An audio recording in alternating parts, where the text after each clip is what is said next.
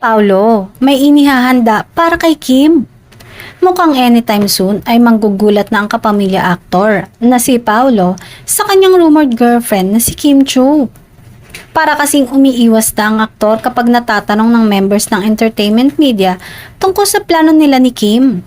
Feeling ng marami, may balak na siyang umamin kaya't hanggat maaari ay ayaw na niyang pag-usapan in public ang tungkol sa kanila ni Kim. Para nga naman may element of surprise pa din.